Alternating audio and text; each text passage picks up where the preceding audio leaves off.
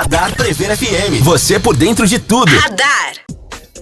12:01, uma ótima tarde para você que sintoniza o 100.9 da Prever FM, para você que nos vê em vídeo pelo preverfm.com.br. Começamos mais uma edição do Radar, música e conversa boa todos os dias, um bom bate-papo para você.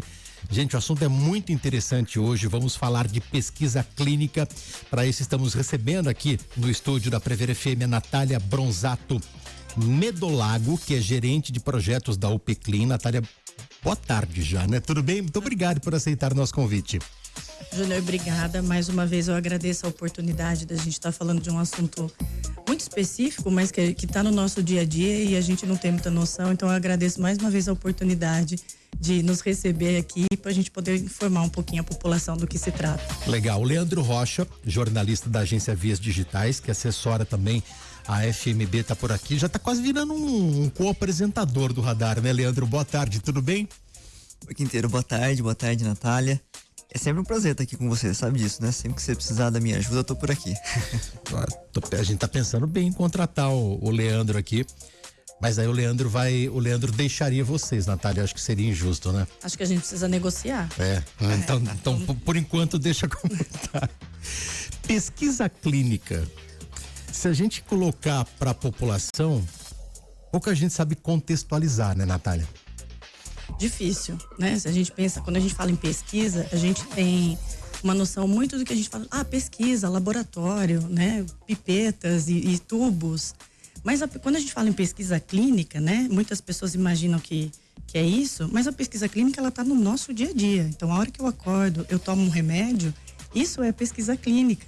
Então, quando eu tomo um medicamento, como que isso chegou na farmácia, quando eu vou lá comprar um remédio? Quando eu vou, como enfermeira que sou, quando eu vou administrar um remédio, a gente não pensa como isso chegou até a população. E tem um caminho enorme para chegar até lá, de anos de pesquisa, tanto de laboratório mesmo, de desenvolvimento de um produto novo, mas como isso chega lá, né? Então tem 10 anos aí para isso chegar na nossa prateleira, vamos dizer assim. Então esse é o assunto que trata da pesquisa clínica. Essa vamos dizer assim, essa ponte do laboratório até a nossa prateleira, até a nossa casa. A pesquisa clínica é uma ponte para isso. A Natália citou um exemplo só de medicação, né, Leandro? Tudo que a gente tem na nossa casa, no nosso dia a dia, tudo que está em volta da gente envolve pesquisa clínica, né? Tudo é pesquisa clínica. Então, como eu falei, dei um exemplo de medicamento, mas até um exame que a gente vai fazer no laboratório, para esse exame sair, esse resultado é pesquisa clínica, né? Os testes diagnósticos que a gente fala, dispositivos médicos, né? Algumas próteses, órteses ou outros dispositivos que a gente usa em cirurgia, isso também é pesquisa clínica. Então, tudo para chegar lá, para estar no nosso uso, no uso da sociedade e da população, precisou passar por esse processo, essas etapas de avaliações clínicas de uma maneira muito organizada e muito, vamos dizer assim, controlada, regulada, para a gente poder disponibilizar isso para a população de maneira segura. Como é que é o dia a dia de vocês na UPClin aqui em Botucatu? Bom, a UPClin, que é um centro de pesquisa clínica, né, que são unidades de saúde, a gente não pode esquecer disso, são estabelecimentos de saúde, unidades de saúde que especificamente trabalham com esse tipo de estudo, para a gente poder levar essa tecnologia segura para a população, se ela funciona e se ela é segura. Então, dentro de uma unidade de pesquisa clínica ou de um centro de pesquisa clínica, a gente fala, nós temos procedimentos de saúde. Então, os pacientes chegam, que são voluntários, né? Então a gente só tem voluntários de pesquisa lá. Para a gente participar de uma pesquisa, ninguém é obrigado, é voluntariado. E você vai fazer exames, você vai passar por avaliações médicas, exames laboratoriais, preenchimento de questionário. Então é um atendimento assistencial, porém com um controle um pouco maior, porque a gente está lidando com um produto novo que ainda a gente está avaliando riscos, como que isso funciona para a população. Então tem que ser um ambiente extremamente controlado e com isso acho que é importante a gente falar, os profissionais que trabalham dentro desse centro de pesquisa e os pesquisadores e médicos são extremamente capacitados, até uma capacitação diferenciada para trabalhar com esse tipo de estudo. Na minha pergunta inicial, eu coloquei, muita gente não sabe contextualizar, mas sabe sentir, né? Inclusive com novos tratamentos no dia a dia, né? Exatamente. Então, a gente sente o processo que a pesquisa clínica levou esse medicamento para a sociedade, disponível, né? de uma maneira sem riscos. Eu acho que a pesquisa clínica, esses estudos, ela prioriza o quê? O benefício, mas sem riscos. Então, não adianta o risco ser maior que o benefício, que isso não é possível disponibilizar para a população. E a gente viveu isso na época da Covid, com as vacinas, então a gente vive isso ainda, a gente está tendo acesso a vários tratamentos para doenças crônicas que a gente tem, tratamentos novos chegando, a gente sempre vê na televisão, né? Tratamentos diferenciados, inovadores, células que a gente chama aí de terapias celulares, agora terapias avançadas, que são terapia gênica, né, tratamentos genéticos. Então, tudo isso é pesquisa clínica no nosso dia a dia, até suplementos, alguns suplementos alimentares, tudo isso entra nesse contexto. Na nossa antessala, a gente estava falando sobre Covid. Leandro, por favor, então, você que deu a ideia da pergunta. É que eu achei interessante, a Natália estava comentando que a pandemia da Covid-19 foi um divisor de águas, né, para a pesquisa clínica. A partir da pandemia se mostrou o quanto é importante você estudar, né? Principalmente a demanda da vacina, né? Eu queria que você pudesse falar um pouquinho desse cenário, como que foi essa transformação, essa virada de chave com a pandemia. Olha, com a pandemia, o setor, né, da pesquisa clínica como um todo, que é um setor muito vasto, envolve diferentes atores, então você tem desde universidades, desde empresas, órgãos regulamentadores, né? Então envolve muita gente nesse processo de regulamentar esse tipo de pesquisa e de acesso a esses medicamentos à população. Então tem muita gente envolvida. E a pandemia, quando ela veio, né, de Covid, ela foi revolucionária porque teve que mudar todo o setor, né? Tanto economicamente quanto de capacitação.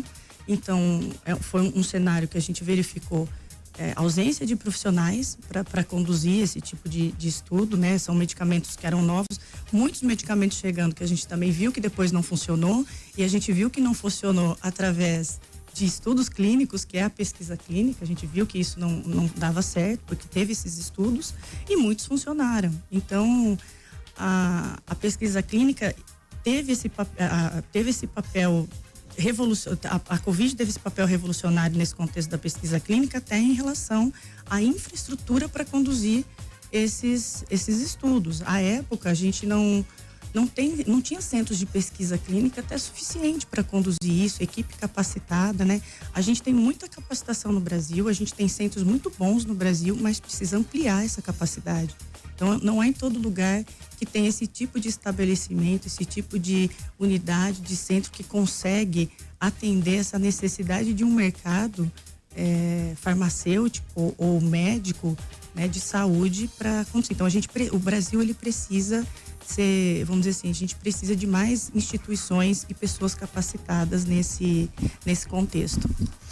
Essa é uma visão que você traz, inclusive, da tua experiência trabalhando no Ministério da Saúde. Sim, eu estava lá na época da pandemia, né? Então, isso foi um divisor de água em todos os sentidos, tanto lá quanto para as empresas e todo mundo. Então, faltou profissionais capacitados nessa área, não é um profissional que a gente consegue capacitar em tão pouco tempo, porque exige um conhecimento muito específico. E os locais, né, de saúde também, eu sempre falo isso, né? Acho que já virou um bordão, né, Leandro?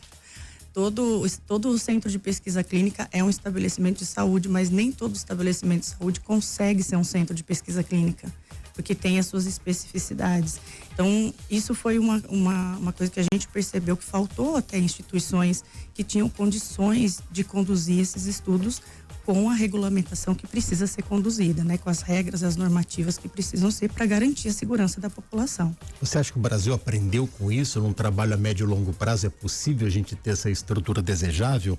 Possível. O Brasil tem um protagonismo muito, muito importante na pesquisa clínica. É um país atrativo.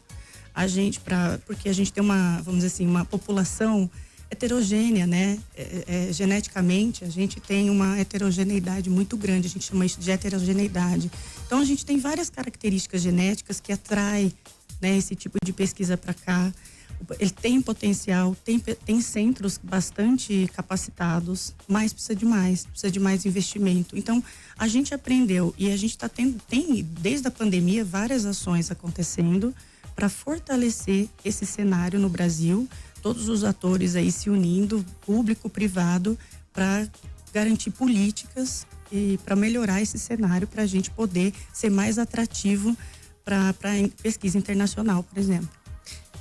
Júnior, se me permite, eu acho que vale a pena nesse contexto a Natália explicar um pouco como é a estrutura de um centro de pesquisa. Muita gente acha que o centro de pesquisa tem um monte de gente lá com pipeta na mão, todo mundo vestido de branco e fazendo uma série de ensaios clínicos, né? Na verdade, a UPCLIN, por exemplo, ela é um centro assistencial, né? As pessoas chegam lá, elas são acolhidas numa recepção, né? São vários consultórios onde elas passam pelos procedimentos. Queria que a Natália pudesse explicar um pouquinho a estrutura da UPCLIN hoje, que é uma referência em centro de pesquisa. Bom, como eu falei, a gente tem realmente uma estrutura física voltada para assistência, né? Mas é uma assistência no contexto da pesquisa, assistência em pesquisa. Então, a gente tem consultórios, a gente tem local para fazer exame, coleta de exame, né? A gente mexe com as amostras, igual a gente tem num estabelecimento de saúde. Mas além da parte assistencial, a pesquisa também é muito gerencial. Então, tem uma parte administrativa muito grande que a gente precisa ter locais para guardar documentos, vamos dizer assim, a gente guarda documentos desse tipo de pesquisa de 15 a 25 anos, porque ele ainda está num processo de desenvolvimento. Então, a hora que isso vai para um registro regulatório, para ser disponibilizado e comercializado para a população, tudo isso é revisitado. Então, todos os estudos, todas as pesquisas e todos os participantes que participaram voluntariamente nesse período, pode ser revisitado para poder liberar o registro. Então, tudo tem que ser guardado. É muito mais amplo do que o nosso leigo imaginário, né? Então, como o Leandro disse, o pessoal com jaleco branco tem muito mais do que farmacêutico, biólogo, médico. Vai até perguntar quem são esses profissionais que trabalham, você já respondeu em boa parte. A gente tem, dentro do centro de pesquisa, a gente tem tipos de estruturas de centros de pesquisa. Então, essas unidades são especializadas. Tem instituições que a gente tem um local específico e tem instituições que a gente fala um serviço de pesquisa, que isso está diluído dentro do serviço hospitalar, por exemplo. Então, a gente, dentro hoje do nosso centro, que é uma unidade específica, a gente tem uma farmácia, a gente tem equipe de enfermagem, temos farmacêuticos, temos fisioterapeutas, temos nutricionistas, então assim, temos médicos, né? Temos gestores, temos advogados, né? Que é uma pessoa não entende isso, mas um centro de pesquisa precisa de uma assessoria jurídica, porque são contratos, né? E tudo voltado para a proteção do participante de pesquisa. Então, todo esse sistema tem que funcionar para proteger as pessoas que se voluntariam para participar de um estudo clínico. Então, é uma equipe extremamente multiprofissional e super capacitada para estar fazendo o que está fazendo. A Letícia perguntou para a gente aqui, falamos do comecinho dos medicamentos, né? Ela perguntou, fitoterápicos e naturais também passam pela pesquisa clínica? Também passam.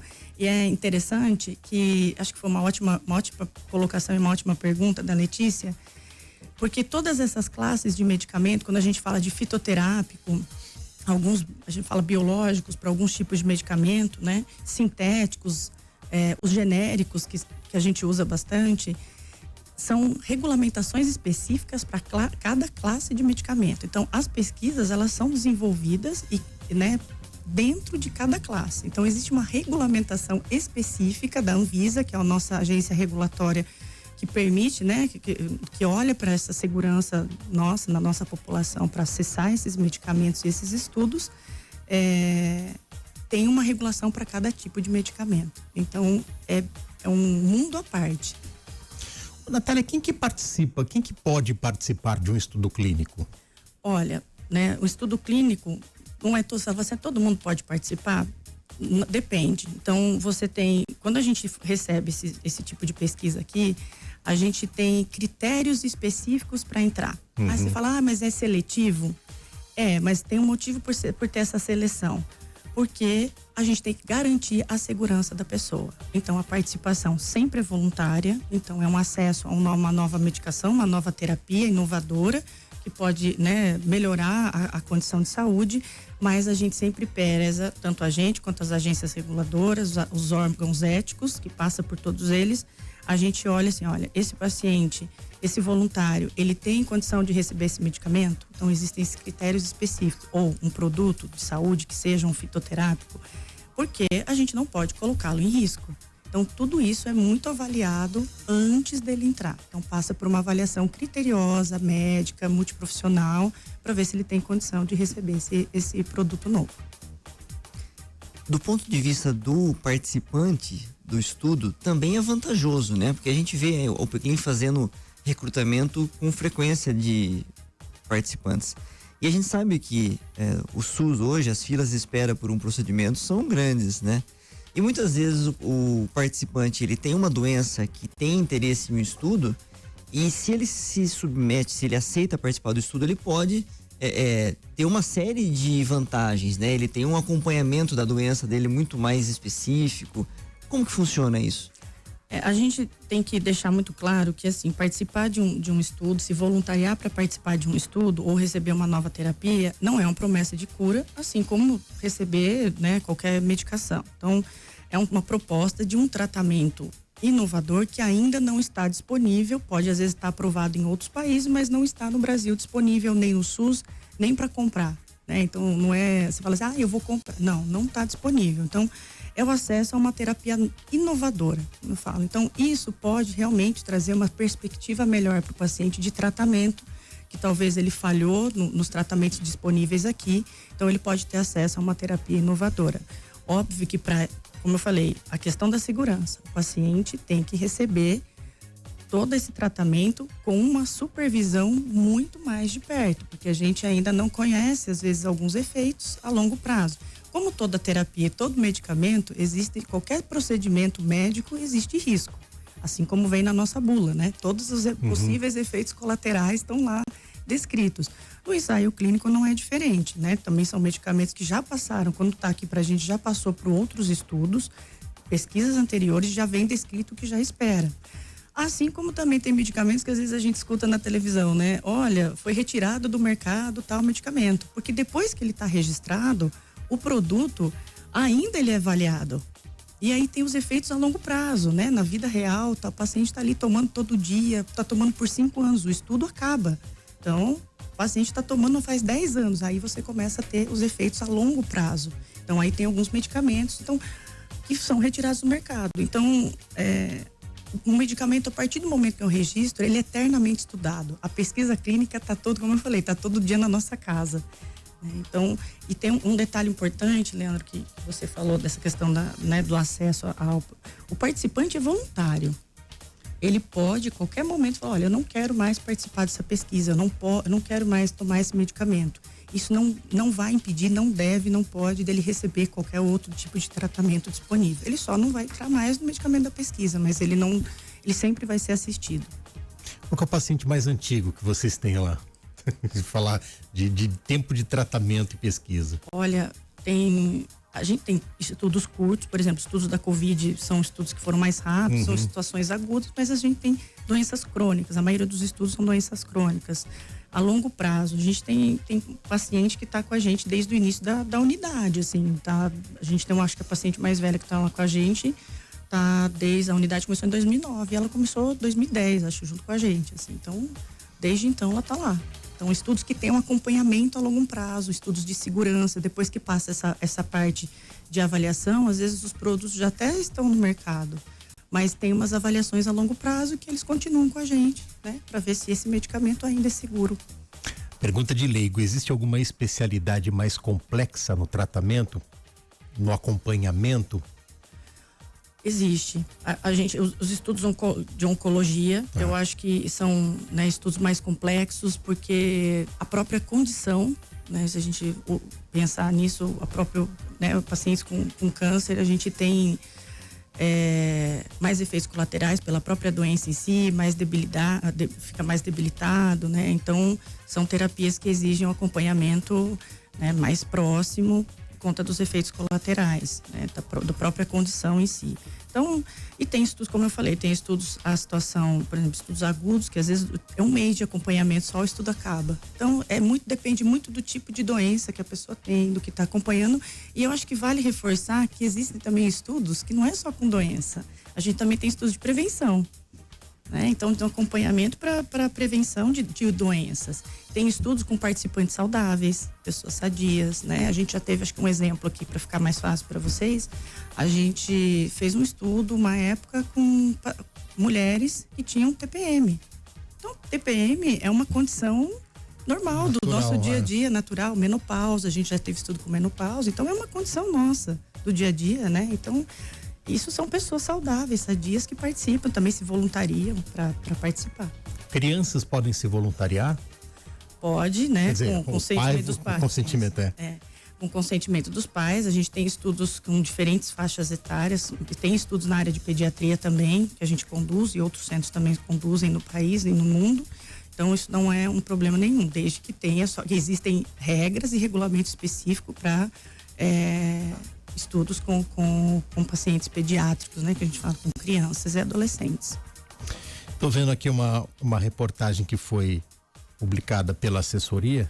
Estou vendo aqui no portal Acontece Botucatu, a UPCLIN, ela lidera o maior diagnóstico de pesquisa clínica no Brasil, investimento de 4,5 milhões, projeto coordenado pela UPCLIN, que vai mapear infraestrutura, profissionais, capacidade regulatória dos centros de pesquisa clínica em todo o país, criando base de dados, uma base inédita para orientar políticas públicas e fortalecer o SUS. Ou seja, aquele caminho que a gente citou, que você citou no comecinho da entrevista, né? Que o Brasil precisa se capacitar mais. A gente já, como eu falei, a gente já tem profissionais bastante capacitados, mas a gente precisa ampliar isso, ampliar não só profissionais, mas a infraestrutura para isso acontecer. Então, esse projeto, ele veio com esse objetivo da gente conhecer onde estão os centros, porque não basta só, a gente não tem muitos, né? Fala assim, olha, tá faltando centro de pesquisa no Norte e Nordeste, mas será que tá faltando? Tem lá? Não tem? Aonde a gente vê que tem, né? Onde eles estão? E até conhecer também e dar essa visibilidade, né, da infraestrutura que o nosso país tem, né, visibilidade, eu falo internacional, para ser atrativo para esse tipo de estudo e parcerias internacionais, né? Então, isso é um ecossistema de pesquisa, tanto pesquisa básica que a gente fala, né, mas de laboratório e tal, mas também de pesquisa que une a pesquisa, a inovação com a população. Então, acho que o que a gente quer que esse projeto é conhecer realmente aonde essas instituições estão, aonde precisa ter e as que têm, onde precisa mais investimento, o que precisa melhorar e como a gente pode ampliar essa capacidade que o país já tem, mas a gente tem potencial para ter mais. Nesse sentido, o Norte e Nordeste formam o que a gente chama popularmente de calcanhar de Aquiles da pesquisa? Forma. O Nordeste está despontando, né? Tem bastante centro. Nos anos para cá, o Nordeste ampliou bastante sua capacidade de centros de pesquisa clínica, mas a gente da região Norte ainda está um pouco mais Centro-Oeste, mais tímida. Né? Nordeste é uma grande potência, tanto que, né, a gente tem congressos que ocorrem no Nordeste, então eu acho que isso tá melhorando, mas a gente precisa mais, a gente tem políticas ocorrendo aí que podem ampliar essa capacidade. E essa é uma delas, né? Que a gente está tentando auxiliar aí nesse fortalecimento dessas instituições para a gente conseguir, inclusive, ampliar essa malha, né? De centros de pesquisa. Mas a gente fala de infraestrutura, mas esse projeto já mostrou algumas coisas. Por exemplo, a gente fala Norte, Nordeste, mas a gente precisa de uma logística. Centro de pesquisa clínica precisa de logística. A logística é uma área que às vezes a gente acha que não vai precisar, mas a gente precisa. Vou dar um exemplo aqui. Um país com dimensões continentais, né? Exatamente. As nossas amostras, por exemplo, de sangue, os exames são feitos fora do país, porque são estudos internacionais. O que acontece? Se você não tem uma malha rodoviária ou aérea para escoar isso, nem sempre você vai conseguir fazer um centro de pesquisa naquele lugar, né? Então, mas tem lugares que a gente precisa ter um centro de pesquisa para não só desse tipo de pesquisa, mas para atender o SUS. Então, assim, regiões endêmicas, Norte e Nordeste, a gente tem doenças específicas, assim como no Sul também. Então, para atendimento das doenças que a gente chama de doenças negligenciadas, que não são alvo, né, de indústria, de mercado, são alvo do nosso sistema de saúde que precisa melhorar a pesquisa aí, nós vamos precisar de centro lá. Não vai ser aqui em São Paulo ou em Minas que isso vai ser resolvido, a gente precisa de centro lá. Então, todas essas necessidades a gente tem que olhar quando a gente pensa em infraestrutura para esse tipo de pesquisa. Trabalho interministerial, né? Essa questão de logística no país, ela dificulta não só a pesquisa, né? Como o desenvolvimento do país, da economia como um todo, né? Nós encontramos entraves que me parece que são intermináveis, né, Natália? Você deve ter visto muito disso trabalhando no Ministério da Saúde, né? A gente tem muitos entraves, né? Eu acho que em todos os... É que lá a gente tem uma dimensão e um olhar macro, né? Quando a gente sai daqui, isso foi agora falando particularmente, né? Foi um divisor de águas para mim, porque a gente está aqui nesse mundo da ponta, mas a hora que a gente sai e vai para a amplitude do país e olhar o macro e fazer ações que possibilitam a melhoria desse, lógico que a minha área é essa, mas eu acredito que qualquer um que olhe isso, a gente tem vários entraves, e aí você fala, isso está fora do meu alcance, né? Então, o que a gente pode fazer para melhorar isso no país? Então, quando eu fui para lá, foi nessa perspectiva de tentar levar um pouco a experiência da Faculdade de Medicina, que é uma das pioneiras também do país nesse desenvolvimento de montar um centro de pesquisa clínica aqui. Então, a gente acaba sendo referência no país, né? Começamos com algumas ações isso começou em 2005 aqui. Então, a gente é referência. Então, quando o Ministério da Saúde olha pra gente aqui, né, e tem essa possibilidade da gente fazer algo maior pelo país, então esse foi um motivo bastante estimulante para eu ir para lá, né? Pra gente tentar fazer isso. Lógico, eu não vou fazer a diferença, mas a experiência ajuda. Se alguém, né, um pontinho pode contribuir com alguma coisa, acho que essa era a intenção mesmo quando eu fui para lá. Bom, qualquer ministério é importante, mas na saúde é vital se manter equipes técnicas, né? Você acha que o Brasil consegue separar a política da manutenção das equipes técnicas? Bom, se você me perguntar, o maior desafio que eu tive foi esse, né? Então, principalmente porque a gente viveu lá uma Covid, né? Então, uma doença nova que ninguém sabia o que era, o que tem de tratamento para isso, porque não tinha, né? Então, como eu falei, a coordenação que eu trabalhava, né, era bem menor, pequena, e quando veio a Covid, virou, porque era ali que fazia pesquisa dentro do Ministério. Então, ali foi onde a gente começou a desenvolver, estudar as possibilidades de vacina, né? Qual funciona, qual não funciona, passava por nós ali. Então, esse é o maior desafio quando a gente trata, porque realmente, quando a gente pensa em coisas ministeriais, é técnico, principalmente a saúde, tecnicamente. Então, é isso, evidência, a gente trabalha com evidência científica, né? E para isso a pesquisa clínica contribui. E você trabalhou durante uma gestão que trocava de ministro da saúde, como se troca de técnico em equipe de futebol, né? Fazer um exercício rápido de memória aqui, 1, 2, 3, 4, até chegar no último. Foram 4 trocas. Sim. Vocês ficavam malucas lá, né?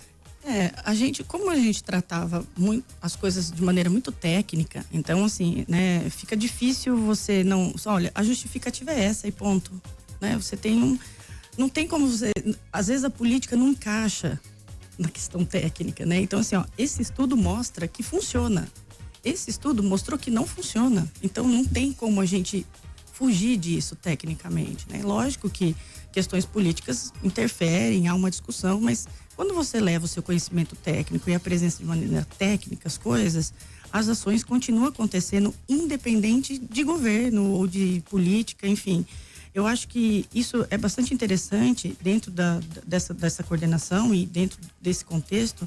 As ações de saúde, é o que eu posso dizer, né, da minha área, elas têm que ser de Estado, não de governo, né? Então, a questão desse fortalecimento da pesquisa clínica, ela já está vindo há muito tempo, desde 2016, tem planos no Brasil para fortalecer a pesquisa clínica. Então, ela já está vindo há muito tempo e ela é uma união de muitos atores. Então, existe uma parceria muito legal, tanto do privado quanto com o público, para fazer isso acontecer aqui. Então, essa é a parte legal e que faz isso acontecer, fazer isso acontecer dar certo.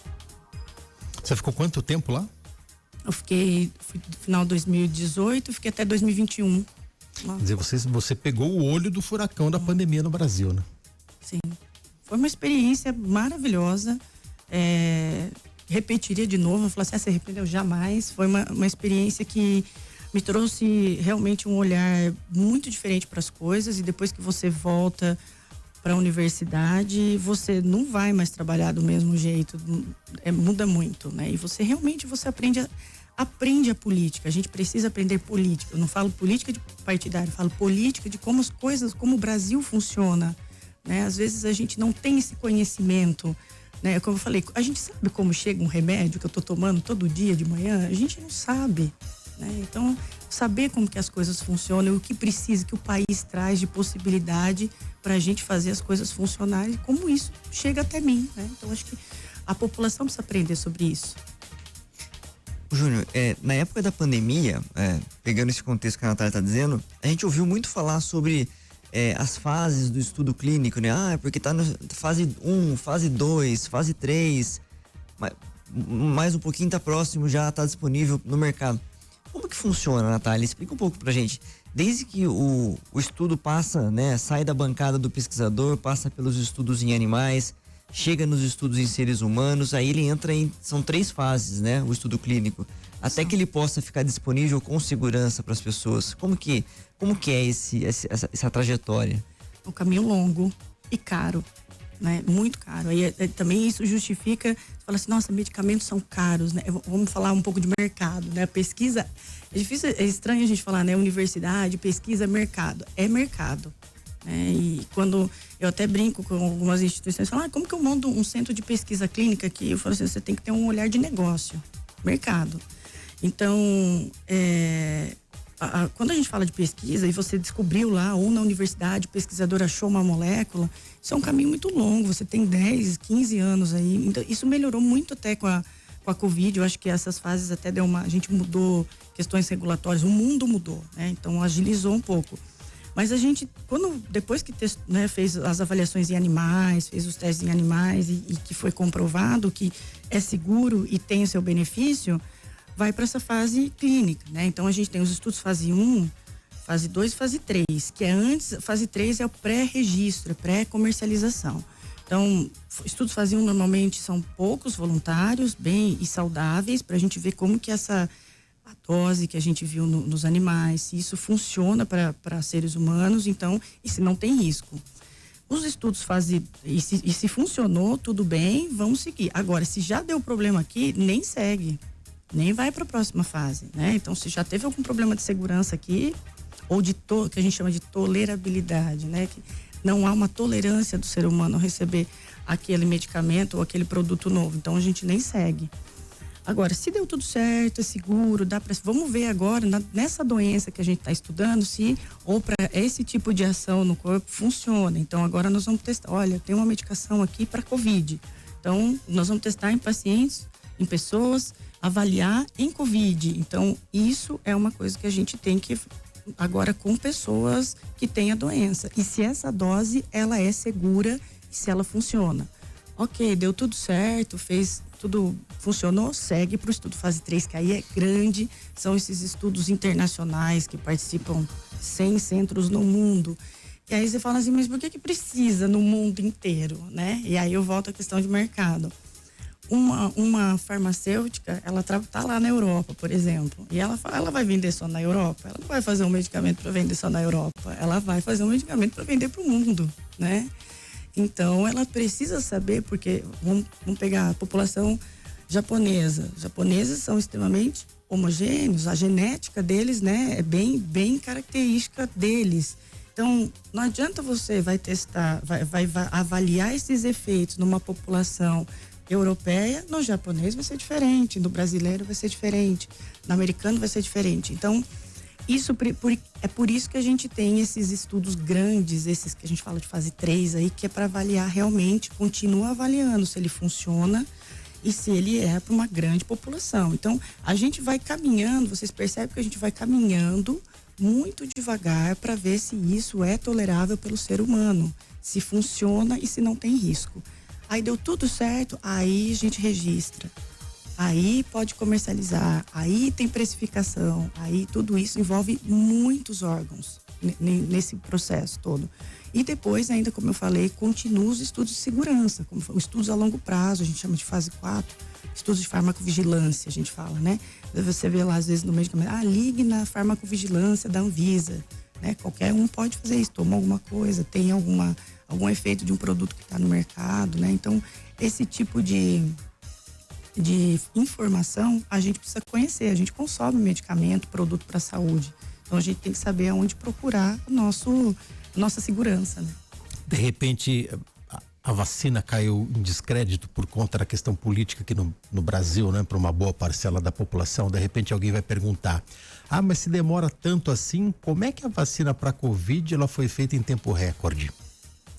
Bom, a gente já, vamos dizer assim, o vírus já tinha muitos estudos já sobre ele. Então, assim, ele era novo pra gente aqui, né? Mas isso já tinha muitos, o vírus SARS já tinha estudos. Já existia há muito tempo, isso que as pessoas não entendem. Né? Então, assim, vamos dizer assim, a gente fala que foi lógico que teve um esforço enorme, né? As pessoas que trabalhavam, pesquisadores, não existia mais dia e mais noite.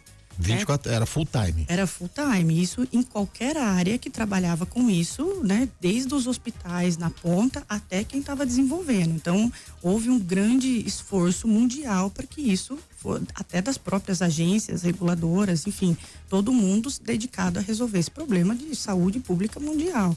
Mas já existiam pesquisas e estudos anteriores com o vírus, então isso agilizou o processo. Isso já tinha um caminho grande de estudos, então não foi uma coisa também de uma hora para outra, e você vê ainda que ainda tem estudos, né, em relação às vacinas, em relação a tratamentos, né? A gente sempre fala, mas é muito fácil tratar vírus, tudo que envolve vírus, né, os tratamentos são mais complexos, né? Então, o vírus tem características muito específicas. Então, acho que esse desconhecimento, e aí eu falo sempre isso, né, a população precisa saber aonde procurar a informação. Sem informação, a gente não consegue entender, e aí a gente faz interpretações equivocadas, né, sobre, por que foi tão rápido assim? E eu acho que sempre tem uma mística, né, um mito sobre participar de pesquisa. É cobaia, né? O ser humano vai ser cobaia. Isso quando eu escuto isso daí. É muito complicado, não é esse o caso, porque, como eu sempre falo, cobaia primeiro é estudo animal, né? Então, isso tem regras específicas até para animais, é super regrado as pesquisas com animais, mas com o ser humano, isso não existe teste em ser humano que é cobaia para isso. Primeiro porque o ser humano, ele consente, ele pode, ele fala assim, eu quero estar lá, ninguém obriga, né? Então, assim, é uma oportunidade? É uma oportunidade. O seu médico vai falar, olha, tem uma possibilidade de um tratamento novo, mas é através de um estudo. Você quer participar? É um convite. Se você não participar, tudo bem, o seu tratamento continua aqui comigo, não tem problema nenhum, é uma possibilidade. E aí você recebe todas as informações, todas. Tudo que vai acontecer no estudo, as avaliações que você vai fazer, quanto tempo você vai acompanhar, os riscos, né, os possíveis efeitos colaterais, mas os benefícios que você pode ter, né, Então, assim, você recebe todas as informações e você pode sair a qualquer momento. Então, a gente fala que isso se chama processo de consentimento informado, né? Você recebe todas as informações, você pode discutir com a sua família, né? Então, todo esse acolhimento, tanto com o participante voluntário quanto com o familiar dele, isso é uma etapa, para mim, mais importante que antecede a participação numa pesquisa clínica. O termo cobaia é o maior mito? Eu acho. Da participação em estudo clínico ainda é. Então, a gente precisa desmistificar que não é isso, né? Então, acho que e para a gente desmistificar, a gente precisa de acesso à informação. Então, as pessoas têm que procurar informações aonde, né, com lugar de credibilidade, porque às vezes também a gente vê muita coisa, né, fake news aí, ainda a gente vê. Então, onde buscar informação é importante. Muito bem, rápido break. Daqui a pouco a gente volta com o Radar aqui na Prever FM. Voltamos com o Radar. Sempre uma conversa boa para você que está sintonizado em 100.9. Olha, se você está procurando peixes e frutos do mar de qualidade aqui em Botucatu, tem uma dica muito especial que é a Igo Peixaria. Lá você encontra peixes sempre fresquinhos, selecionados, com muito cuidado e prontos para fazer a diferença nas suas refeições. Além de saborosos, os peixes formam uma excelente fonte de proteína e ômega 3, levando mais saúde, mais qualidade para o dia a dia da sua família. Na Igor Peixaria você encontra variedade, atendimento de confiança, aquele cuidado de quem realmente entende do assunto. A Igor fica na Tenente João Francisco, 386, Vila dos Lavradores. Agora, você pode fazer também suas encomendas pelo telefone 33616010, pelo WhatsApp 99781-2200. Passe na Igor Peixaria e descubra por que ela é referência aqui em Botucatu e em toda a região quando o assunto é peixe fresco e frutos do mar. Igor Peixaria, amor de família pelo seu pescado.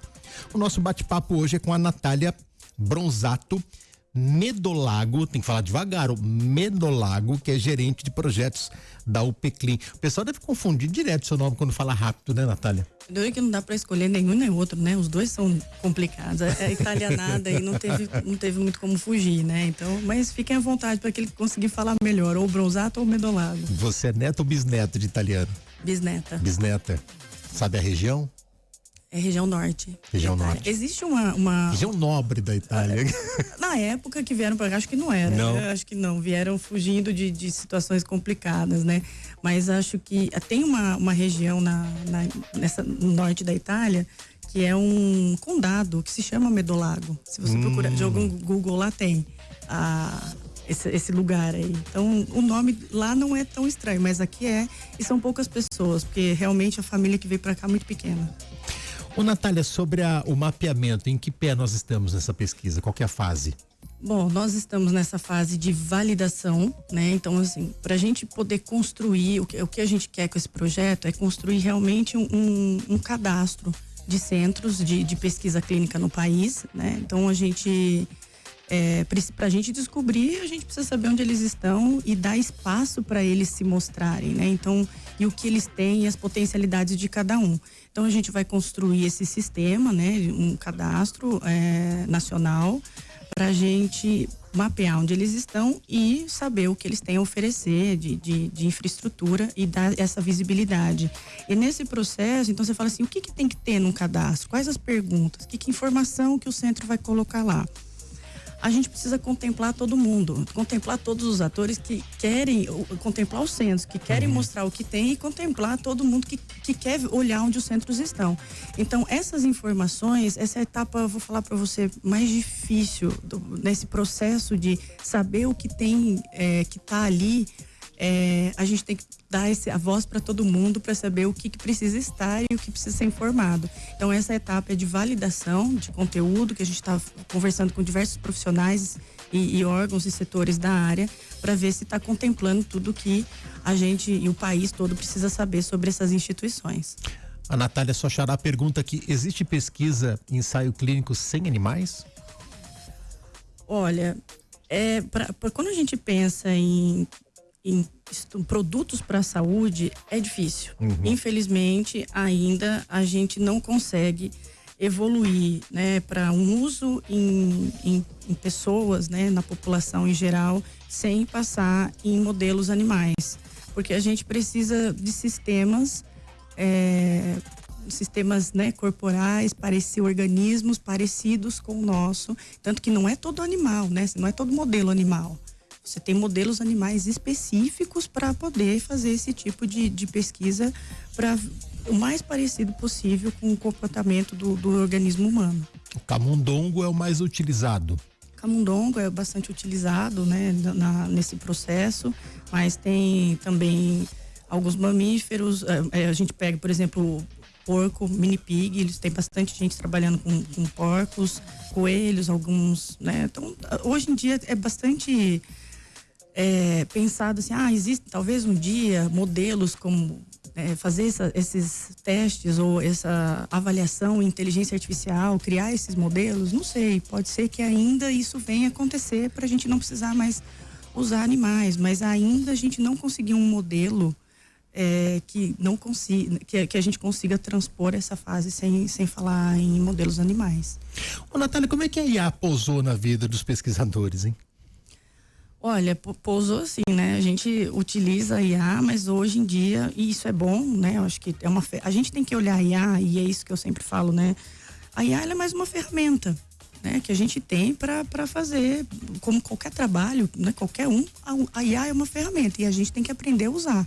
Então, assim como a gente usou as planilhas, né, em Excel, as planilhas, a gente tem que aprender a usar a IA, né? Então, não basta só usar e colocar qualquer informação lá, tem regras para isso. E hoje o meio científico, né, os nossos agências regulamentadoras de pesquisa, a gente tem boas práticas científicas. E uma das boas práticas, você hoje já está isso dentro das agências, a gente pode usar IA, mas tem metodologia e critério para isso, e isso tem que estar descrito na sua publicação, nos seus artigos, né? Então, isso passou a ser também, vamos dizer assim, orientado para não virar uma situação, né, usar de maneira indiscriminada, né? Natália, você é de Botucatu mesmo? Eu sou, na verdade, eu nasci aqui em Botucatu, mas eu sou de São Manuel, minha família é de São Manuel. Ah, mas aqui a gente vai adotar o que se diz no jurídico ius solis. Então você é botucatuense. Eu sou botucatuense.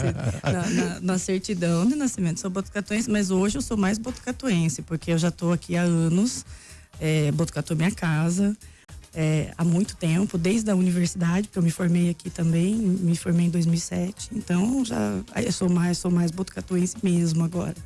Como é que a pesquisa entrou na sua vida? Olha, a pesquisa entrou desde a graduação, né? Eu fiz graduação em enfermagem e na verdade, se você olhar, vou voltar até antes da graduação, eu sou uma pessoa muito curiosa, acho que desde a infância, e é uma coisa que eu gosto de ler, gosto de estudar e sempre fui curiosa. E eu falava assim, eu queria fazer medicina na área da saúde porque eu queria ser pesquisadora. Na época a gente não sabia que era pesquisador, a gente falava, eu quero ser cientista, né? Então eu gostava muito de assistir. Então, isso foi eu queria a área da saúde, sempre quis. Quando eu entrei no curso de enfermagem, eu já entrei procurando pesquisa. Quando eu entrei e é difícil a gente no primeiro ano ir atrás, né? Então eu falei, olha, eu quero fazer pesquisa, eu quero ver como é que faz. E isso foi natural, assim. Eu acho que durante a graduação já me envolvi e depois, quando eu me formei, já era um caminho que eu queria seguir, né? Então eu falei, eu quero seguir na pesquisa. Lógico que eu não sabia que existia esse mundo desse tipo de pesquisa que a gente fala pesquisa com fins regulatórios, né? Um nome esquisito e difícil. O que quer dizer isso? A gente tem pesquisas acadêmicas que a gente faz na universidade, o mestrado, doutorado, né? Fiz também mestrado, doutorado. Esse projeto, inclusive o projeto de mapeamento, é o meu pós-doutorado. Mas a gente vai seguindo e eu falei, não, eu acho que eu não tinha ideia dessa parte aí de pesquisa com fins regulatórios, com fins comerciais, né? Assim, é um produto que vai chegar lá na frente. Então, quando eu descobri esse mundo, que foi logo após que eu me formei, a Unesp tem um programa de aprimoramento em pesquisa clínica, que na época era raro, quase não tinha formação para isso. Então foi aí que eu fiz esse programa e continuei na área. Você acha que é mais vocação do que dedicação? É um misto dos dois? Eu acho que é um misto dos dois. É uma área que você tem que se dedicar, tem que estudar. A gente estuda muito e assim, muda muito, né? Então, a pesquisa está evoluindo. E uma pesquisa com fins regulatórios, o mundo muda, a gente tem que mudar junto, né? Então, tem que gostar de estudar, tem que gostar e tem que gostar do que faz, né? Mas aí a gente também tem que pensar num propósito maior. Eu falo que dentro da academia, dentro da universidade, todo mundo deveria pensar nessa assim, como que isso pode chegar para a população? Eu quero só ali defender o meu mestrado, o meu doutorado, publiquei e acabou. Mas isso aí para frente, como isso vai chegar para a população? O que isso vai mudar? Né? Eu estou aqui na universidade, o que eu posso fazer para isso melhorar a vida das pessoas? Então, eu acho que a universidade, ela tem que dar esse retorno para a sociedade, né? De melhoria de vida, melhoria para as pessoas. E eu acho que esse é o nosso papel dentro da universidade. Cientista, como se diz na infância, tem vida? Consegue ter vida? Da meia-noite às 6, às vezes, eu consigo. Meia-noite às 6 é boa. Meia-noite às 6. E olhe lá, hein? Não, a gente, acho que tudo como é trabalho, né? A gente também tem que ter os momentos. Tem que saber dosar, né? Tem que saber dosar. A vida, ela é além do trabalho, né? Então a gente tem que saber organizar e dosar, mas a gente trabalha bastante, às vezes não tem muito horário, né? Mas também tem que dar o time para a cabeça, isso também, vamos dizer, é fisiológico, né? A gente tem que também, a cabeça ter outras atividades, ter que cuidar da saúde, atividade física, isso é importante também, pra gente poder continuar produzindo, né? E fazendo isso, não tem como. Trocaria, Leandro, sua vida de jornalista por pesquisador? Olha, Júnior, eu acompanho um pouquinho a rotina da Natália e não é fácil não, viu? Olha, eu acho que eu vou ficar na minha mesmo, que tá melhor, viu? Eu já falei que ele tá um especialista, ele pode ser contratado, ele já sabe tudo de pesquisa clínica já. Quanto tempo, Leandro, acompanhando pesquisa clínica? Então, o meu primeiro contato com o PCLIN foi na minha passagem como assessor de imprensa ainda da Faculdade de Medicina, né? Isso lá em 2008. A Natália estava entrando na pós-graduação, eu conheci ela. Né? E foi bacana, porque eu lembro do projeto da UPCLIN. Eu estava na assessoria de imprensa quando o projeto da UPCLIN começou a ser discutido, passou pela congregação, e foi muito comemorado na época, né? Porque são poucos os centros ainda universitários que podem contar com uma unidade de pesquisa clínica.